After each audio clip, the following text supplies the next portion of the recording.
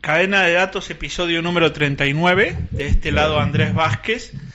Hoy me acompaña Laura Alonso Alemany, o Alemany, ya me confirmará. Es profesora en el área de Ciencia de la Computación en la Facultad de Matemática, Astronomía, Física y Computación de la Universidad Nacional de Córdoba en Argentina. Laura es también licenciada en Lingüística General con una maestría y un doctorado en Lingüística Computacional. Buenas tardes, Laura, ¿cómo estás? Buenas tardes. Muy bien, contenta de estar charlando con vos acá. Bueno, me alegro muchísimo y te agradezco muchísimo que te sumes a esta charla. Voy a arrancar con algo, un dato curioso. Estuve leyendo tu currículum y revisé y la palabra lenguaje aparece 58 veces y el término NLP 19 veces. Me gustaría muchísimo que nos cuentes qué es NLP o procesamiento del lenguaje natural. Bueno, precisamente el lenguaje natural es un área grande. También se usan otras palabras para referirse a áreas parecidas, ¿no? Como lingüística computacional o tratamiento automático del lenguaje. Hay gente que dice que la lingüística computacional es más una parte de la lingüística, ¿no? Como las formalizaciones lingüísticas necesarias para su tratamiento computacional, y el procesamiento del lenguaje natural sería más bien como los procesos computacionales que tienen que ver con el tratamiento automático de los lenguajes naturales, ¿sí? Y hay una diferencia entre lenguajes naturales, que son los que hablamos los seres humanos, oralmente o con señas, ¿sí? Y los lenguajes no naturales, que serían los inventados, ¿no? Como los lenguajes de programación o, no sé, lenguajes que creamos artificialmente. Los lenguajes naturales son lenguajes que surgen así en la naturaleza, que usamos los seres humanos para adaptarnos mejor a nuestro entorno. Bien. Y bueno. Y tu trabajo es un poco, o tu área de estudio es un poco entender cómo funciona eso. Sí. Entenderlo en términos computacionales, que no es lo mismo, porque una cosa es, yo en mi grado, en mi carrera de grado, como que nos formamos en entender el lenguaje, pero luego trasladar esa comprensión a términos computacionales no es trivial, porque las computadoras no piensan como pensamos los humanos. Los humanos podemos manejar vaguedad, ambigüedad, y eso las computadoras no pueden. Así que... Y uno de esos pasos al lenguaje de computación se puede pensar como forma de datos, o sea, vos después de que con tus herramientas procesas, me imagino texto, por ejemplo, debe ser una de las formas de trabajar, ¿traducís eso a datos? ¿Hay uso intensivo de dataset o bases de datos como lo conocemos la gente que venimos del mundo de los datos en tu campo? Sí, totalmente, totalmente. La mayor parte del lenguaje natural que hay en el mundo es oral y no es grabado, por lo menos hasta el aislamiento, pero hay una porción muy grande que queda registrada en formato digital, ¿sí? Ya sean los mensajitos que escribimos, todas las páginas web, todos los documentos, y ahora también todos los audios que mandamos, ¿sí?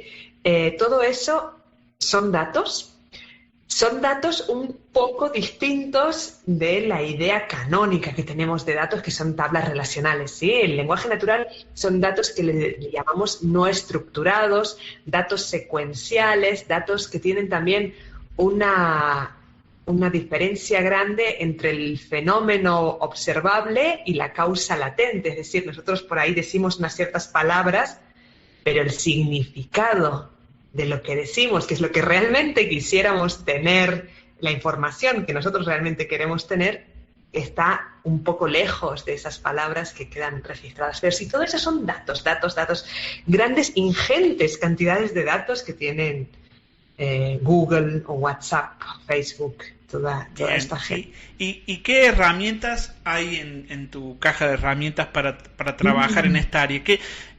No me refiero tanto a productos de software que me interesan, pero me imagino que también usas lenguaje de programación para trabajar con estos datos. Sí, sí, sí, totalmente. Existen muchísimas librerías, por suerte, de código abierto para trabajar con lenguaje natural, convertir los textos no estructurados a formatos estructurados que puedan ya dentro del el pipeline, ¿no? El flujo de trabajo más estándar de la minería de datos, del procesamiento de datos, ¿sí? Lo que se hace en general es agarrar un texto, sacarle cosas raras, como por ejemplo cuando tenemos muchas S seguidas, sacarle emoticones, por ahí convertirlo todo a minúsculas, por ahí sacarle caracteres extraños, sacar las palabras muy frecuentes que normalmente no te aportan información porque son palabras como la, en, por, ¿sí? Y sacarle las palabras son muchísimas y tampoco te aportan mucha información porque ocurren muy pocas veces. Y luego convertir los textos a una matriz, ¿sí? Usando las palabras que quedaron como nuestro espacio, ¿no? Lo que nosotros decimos es que cada una de las palabras sería como una dimensión y los textos son objetos que se encuentran en estas dimensiones. Un texto, por ejemplo, puede tener mucho de caballo, un poco de carrera y otro poquito de victoria. Otro texto puede tener inflación, otro puede tener casos, muertes, ¿sí?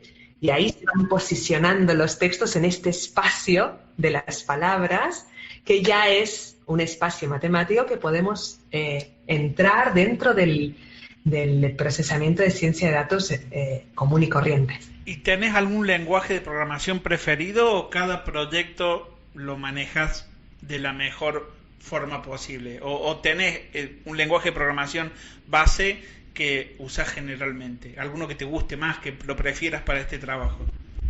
Y mira, lo que se está usando mucho son notebooks de Python, porque hay muchas librerías, hay muchísimos ejemplos maravillosos de notebooks que son perfectamente legibles, que uno puede incluso correr en la nube, en un Colab o una cosa así. Y eso es lo que se está usando más para prototipado, ¿sí? Luego, para llevar a producción, yo la verdad que no llevo cosas a producción, pero eso ya depende mucho de la infraestructura propia de cada proyecto. Bueno. Lo cierto es que yo hace mucho tiempo que no programo, así que perfecto. no te podría decir yo. Perfecto. Te lo llevo un ejemplo que a mí me llamó mucho la atención. Hace 2 años, la facultad en la que trabajas hizo un convenio con el Tribunal Superior de Justicia de Córdoba, en el que ellos querían analizar textos legales para identificar entidades y hacer un montón de cosas que al parecer solamente estaban cubiertas por productos privados y Carlos, quería preguntarte qué fue lo que les pidieron y cómo fue el proyecto, si fue exitoso finalmente, si quedó algo funcionando. Bueno, mira, este proyecto viene con discontinuidades, pero sigue vivo. De hecho, este año por segunda vez vamos a tener una mentoría dentro de la Diplomatura en Ciencia de Datos que va a tratar con este proyecto. Así que le estamos dando continuidad, pero con pocos recursos humanos, digamos, así que va lento. Pero como vos decís, nuestro mayor interés es que hacer una prueba de concepto en la que se muestre que con herramientas disponibles de código abierto, muy estándares para procesamiento del lenguaje natural, se puede ofrecer un producto para una solución más que un producto, ¿no es cierto? Para facilitar el acceso al enorme cuerpo de documentación que necesitan manejar los abogados, los jueces, ¿no es cierto? Es un proceso bastante estándar, pero bueno, se requiere de bastante trabajo para adaptarlo a la idiosincrasia propia de tribunales. Y bueno, también sucede que hoy en día, vos lo sabrás, la ciencia de datos es un campo muy de moda y y es muy difícil conseguir personas que se interesen en proyectos por ahí menos vistosos, ¿sí? Así que por ahí hemos estado con dificultades para conseguir estudiantes que quieran trabajar en este proyecto, y eso, junto con la pandemia, ha venido dificultando el avance. Bien, pero seguimos. Sigue avanzando. ¿Hay formalmente una financiación del Poder Judicial o el Poder Ejecutivo de Córdoba para que ustedes trabajen en esto? No tenemos financiación, sí, esa es una de las principales trabas para conseguir recursos humanos que puedan darle continuidad al proyecto, así que por eso es que, bueno, estamos siempre como dependiendo de que haya estudiantes que decidan llevar a cabo su tesis de grado, por ejemplo, en estos temas, y bueno, los estudiantes por ahí se deslumbran con los proyectos interesantísimos que hay ahora en el área de inteligencia artificial, ciencia de datos, y por ahí estos proyectos que también son súper interesantes, ¿no? Como facilitar el acceso a la documentación legal, quedan un poco relegados. Bueno, me nombraste varias veces y me sirve perfecto de introducción para el siguiente tema que quería conversar contigo. Desde el FAMAF estás trabajando en una diplomatura de ciencia de datos de la que tuve el gusto de participar hace un par de años. Quería preguntarte cuál es tu rol en esa diplomatura y que me la describas más o menos de qué se trata, para invitar a los interesados en ciencia de datos para que se sumen. Bueno, esta diplomatura surgió en un momento en el que no había tantas formaciones en ciencia de datos en la región, y bueno, la verdad que yo ahora mismo soy la coordinadora, este es el segundo año que estoy en la coordinación. Antes de eso estuvo Jorge Sánchez, 2 años en la coordinación, y fuimos un grupo de gente que decidimos que podíamos hacer este esfuerzo, este aporte para acompañar a muchas personas que tenían mucho interés en los primeros pasos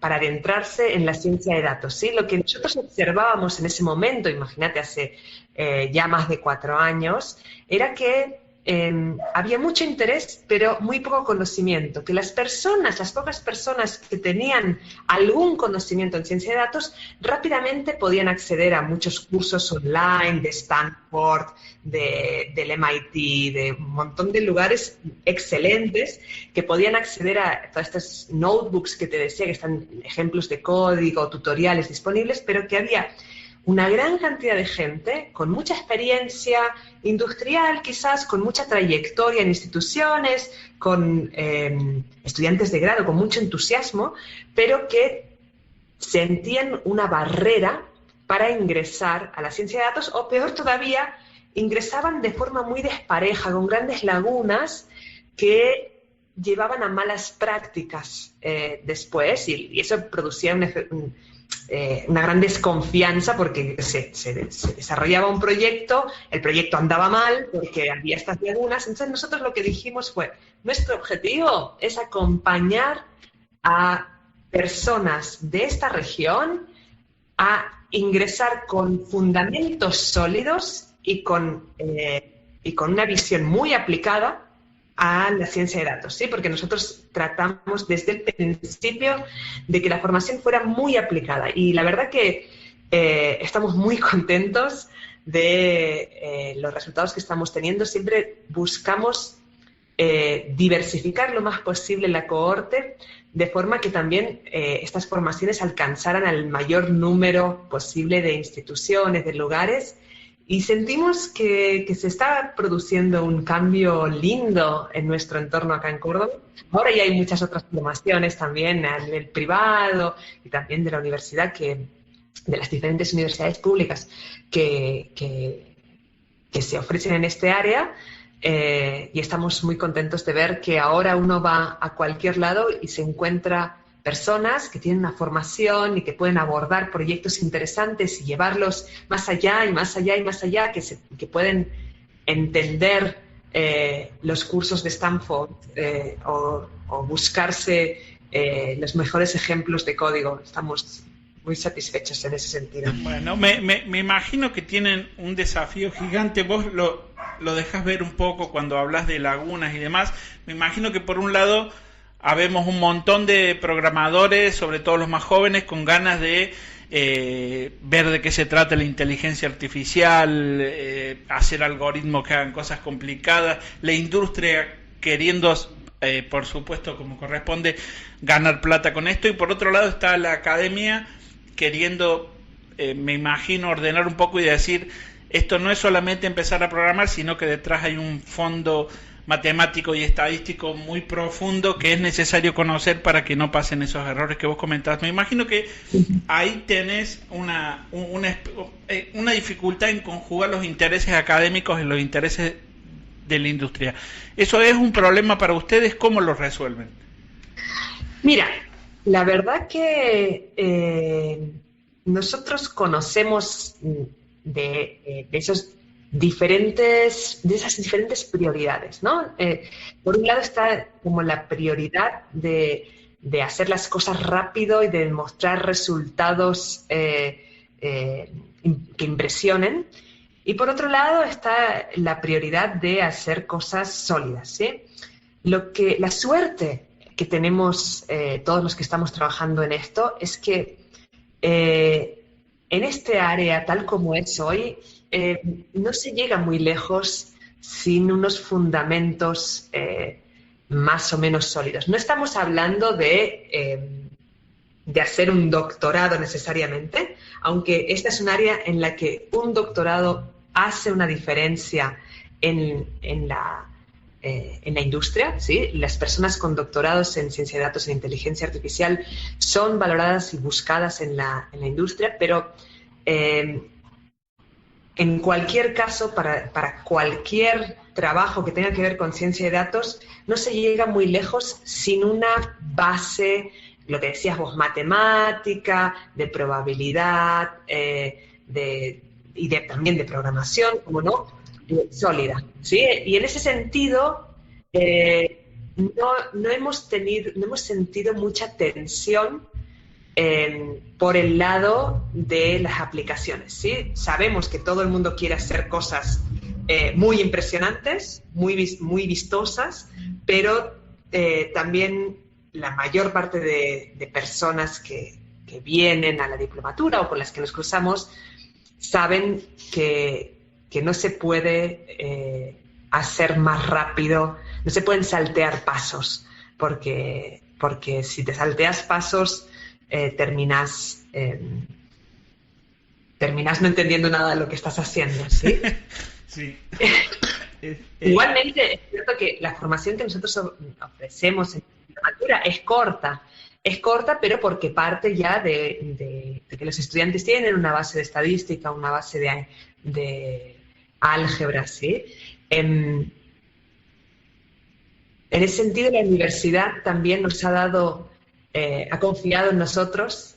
Tenemos dentro del cuerpo de diplomatura matemáticos, han cursado muchas personas con doctorado, postdoctorado, y creemos que valoran cómo nosotros ponemos en juego los fundamentos teóricos, ¿sí? Siempre buscando eso, solidificar los fundamentos de las aplicaciones, ¿no? Del trabajo aplicado, del trabajo práctico. Exacto. Y en cuanto a la plantilla de profesores, la que tienen ustedes, a mi entender, es muy interesante y muy buena, pero me imagino que a la hora de financiar esta diplomatura del lado tuyo de la coordinación, hay alguna dificultad, porque me imagino que la industria paga muy bien estos conocimientos y las personas que vos tenés dando clases son son personas que tienen esos conocimientos y que tranquilamente pueden trabajar en la industria por unos sueldos muy interesantes. ¿Es un problema conseguir profesores que estén dispuestos a trabajar aquí, teniendo en cuenta la competencia económica grande que hay afuera? Sí, siempre es difícil conseguir que las personas que pueden estar ganando 3, 4, 5 veces más afuera se queden en la universidad, pero por otro lado, la universidad pública también genera un compromiso ¿no? En las personas que tienen ganas como de devolver lo que recibieron, también como de generar un impacto en su entorno. Nosotros hemos tratado de ofrecer buenas condiciones a los profesores, ofrecer facilidades para que puedan desarrollar su trabajo, ¿sí? Tenemos una política, como decimos con Jorge, de no sufrimiento, así que tratamos de encontrar una forma de que el trabajo sea una satisfacción más que algo pesado. Pero bueno, sí, se complica, siempre es uno de los temas más difíciles de resolver. Hasta ahora creo que venimos resolviéndolo bastante bien. Bien, perfecto. Y una vez que un profesional en esta área empieza a ejercer, estamos escuchando mucho últimamente sobre que hay algoritmos y que estos algoritmos tienen sesgos y que toda esta cosa que nos parece tan genial probablemente sea peligrosa. Te quería preguntar, un profesional en ciencia de datos, con qué cosas tiene que cuidarse para no llegar a cometer alguno de estos errores graves que vemos a la hora de aplicar algoritmos masivamente y sin muchos cuidados. ¿Qué es lo que tiene que hacer un profesional de ciencia de datos para no caer en estas trampas? Bueno, hemos estado, me parece que todos como área venimos pensando cada vez más en esto porque en los últimos tiempos, como vos bien decís, han surgido muchos casos que han puesto en evidencia los efectos negativos que pueden llegar a tener las soluciones que desplegamos. Las soluciones automáticas en general, no solamente las basadas en datos, pero las que son basadas en datos nos enceguecen un poco porque pensamos que los datos son objetivos y no se nos ocurre pensar que tienen sesgos. Y los datos tienen exactamente los mismos sesgos que las sociedades que generan esos datos, ¿sí? Si nosotros somos una sociedad que discrimina por las razones que sean, por religión, por clase social, por color de piel, por género, nuestros datos van a reflejar eso también. No van a ser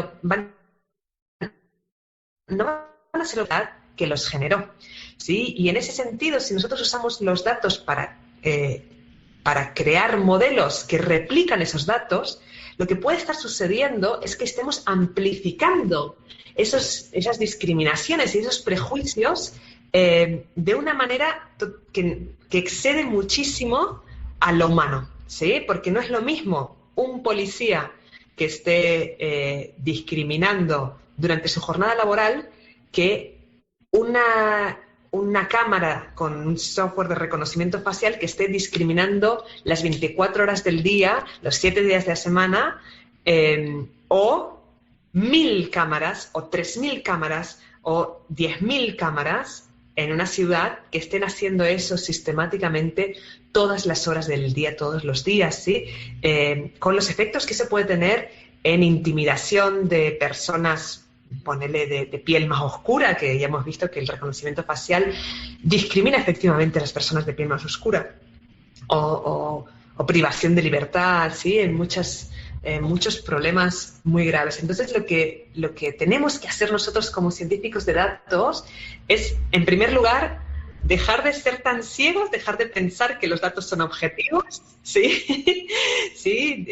Luego, cuando estamos pensando una solución, pensar no solamente en lo que tenemos delante, que es si maximiza una métrica o no maximiza una métrica, sino pensar en todos los efectos que puede llegar a tener. Y es muy difícil que nosotros desde nuestro lugar podamos pensar en todos los efectos que puede llegar a tener. Por lo tanto, tenemos que incorporar dentro de nuestro proceso de ideación de las soluciones basadas en datos otras miradas, ¿sí?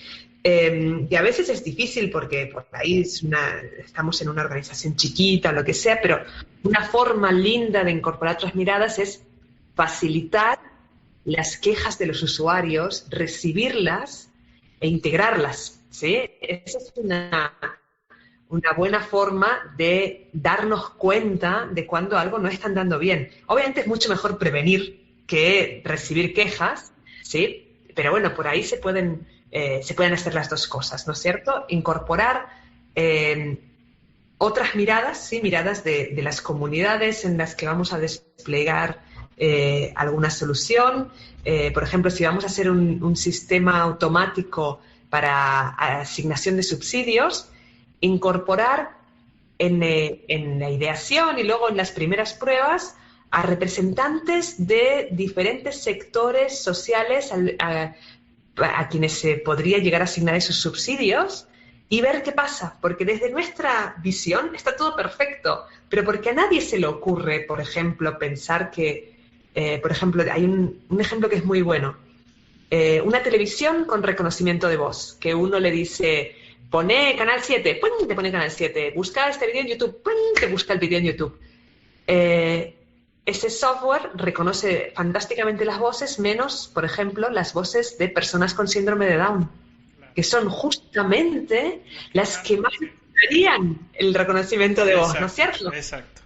¿Sí? Eso es muy difícil pensarlo desde la perspectiva de alguien que no convive o no tiene contacto frecuente con personas con síndrome de Down. Totalmente, Laura. Te iba a preguntar cuáles eran las posibles soluciones, pero veo que lo incluiste directamente y lo valoro mucho.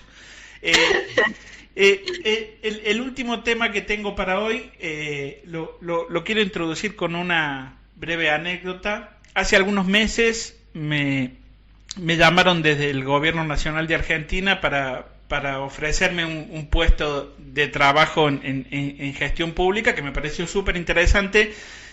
Yo no lo podía tomar, pero cuando me describieron el cargo yo dije, este trabajo es para Laura. Es como que tenía tu nombre el cargo, porque era de ciencia de datos, era un tema para hacer políticas públicas vinculadas a eso. Y cuando te escribí me dijiste, no, efectivamente ya me lo ofrecieron hace algunas semanas y lo tuve que rechazar. La pregunta es si trabajarías en el sector público en un cargo de gestión política y te quería preguntar por qué no te parece en general posible que personas con tu formación y tu conocimiento terminen en esos cargos, porque en general lo ocupan otras personas, no especialistas en estas áreas. Bueno, es una pregunta que yo me llevo haciéndome cada vez más en los últimos tiempos y cada vez estoy más convencida de que efectivamente no es el lugar para mí. Mira, yo te voy a contestar también con una anécdota. ¿Viste cuando empezó la pandemia que había muchos científicos que salieron a decir, la solución es esta, ¿no? Y te decían, porque ves, esto, yo te hago un modelo de cómo se propaga la epidemia, entonces hay que hacer esto, esta es la solución. Pero acá estamos, un año y pico más tarde, y estamos lejos de haber... Sin solución. O bueno, o con soluciones mucho más complejas. ¿Por qué? Porque la ciencia que hacemos nosotros muchas veces sobresimplifica los problemas, ¿sí? Y las sociedades humanas son mucho más complejas que nuestras sobresimplificaciones, ¿sí? Hay diferentes tipos de inteligencia y me parece que las personas que elegimos trabajar en la parte más técnica de la ciencia de datos, probablemente tenemos desarrolladas inteligencias más racionales, pero no las inteligencias que nos permitirían tratar de forma más adecuada con estas complejidades que son propias de lo social, ¿sí? Yo, contra más contacto tengo con lo social, más veo mis falencias para tratar con esa complejidad. Y me saco el sombrero ante la gente que puede hacerlo. Y pienso cómo puedo ayudar a esa gente, cómo mis saberes, mis experiencias pueden sumar en estructuras de una forma virtuosa, ¿no? De una forma que realmente sea sumar y no sea decir, ay, no, lo están haciendo mal porque lo que tendrían que hacer es no sé qué, porque obviamente yo hay muchas cosas que se me escapan desde mi perspectiva sobresimplificadora, ¿no? Perfecto. Sí, eso. Bueno, perfecto. Una pregunta más con respecto a tu vida laboral. Vi en tu currículum que trabajaste 5 años, por lo menos 5 años en una empresa de software como Technical Leader, una empresa conocida Sí. de Córdoba. Me imagino que es una empresa totalmente, no totalmente, pero muy distinta a la experiencia académica que tenés hoy trabajando en la universidad. Me parece que finalmente elegiste el mundo académico, pero te quería preguntar si te dan ganas de volver a ese mundo o de compartir tiempo entre los dos, o estás excelentemente bien donde estás y no querés cambiar. Mira, yo siempre cuando siempre he trabajado en la universidad y he trabajado en empresas part-time y siempre ha sido con un rol muy de investigación y desarrollo, ¿sí? Muy de pruebas de concepto, de prototipados, de MVPs. Me interesa mucho la empresa como un actor de impulso social. Me parece una cosa muy valiosa he tenido la suerte de estar en ambientes de crecimiento personal, de conocimiento de los equipos involucrados muy lindos, ¿sí? Pero bueno, lo cierto es que yo no tengo no tengo el gusanillo de desplegar toda la parte social que es tan importante en la empresa, ¿no? En la universidad puedo hacer un trabajo más a largo plazo, más, más centrado en el contenido que en las aplicaciones de ese contenido. Me interesan mucho las aplicaciones, pero también me interesa el desarrollo a largo plazo y eso es algo que en las empresas en general no tiene tanto lugar. Exacto. Sí, sí, sí, es imposible. No, no imposible, pero mucho más difícil. Yo personalmente fui alumno tuyo y estuve en la diplomatura que coordinaste, y te agradezco infinitamente que estés a donde estás, porque me parece que afectas muy positivamente la vida de mucha gente que pasa por ahí. Así que para mí es una tranquilidad que vos estés ahí, y yo personalmente te agradezco que estés ahí y valoro mucho todo lo que haces. Te- Muchas gracias, Andrés, no, te agradezco. Pero de vuelta no soy yo sola, o sea, Jorge estuvo ahí, Cristian, Milagro, Edgardo Ames, el Gaby Miretti, Georgina Flesia, la Vale Ruloni, el Mati Marencino. Sin ellos, en Franco Luque, sin ellos todo esto no se habría podido hacer.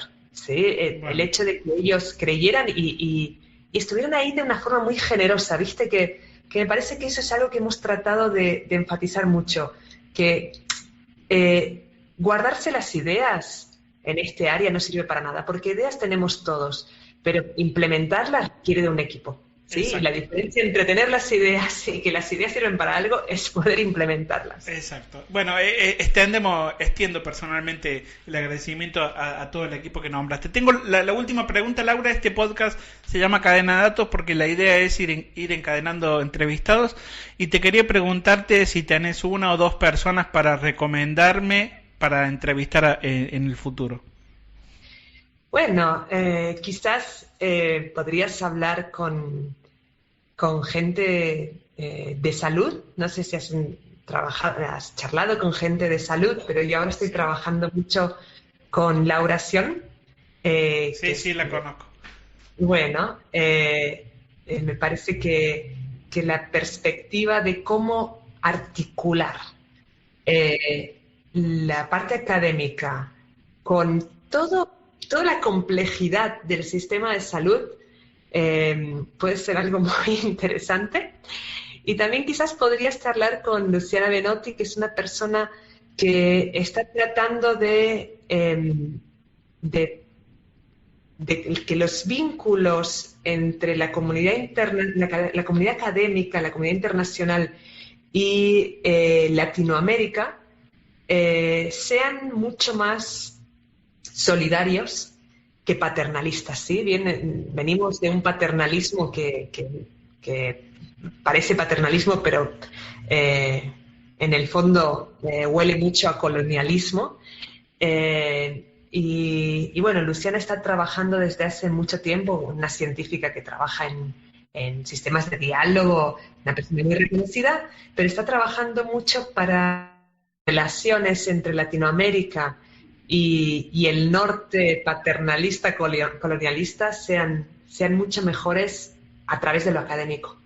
Así Bueno, que, bueno, la ponemos lista y valoro especialmente tu opinión o tu mirada crítica porque vos venís, no tenés nuestra tradicional tonada cordobesa todavía, así que te delata un poco tu origen español. Muchas gracias, Laura, fue un gusto. muchas gracias, Andrés. Ha sido un gusto muy grande.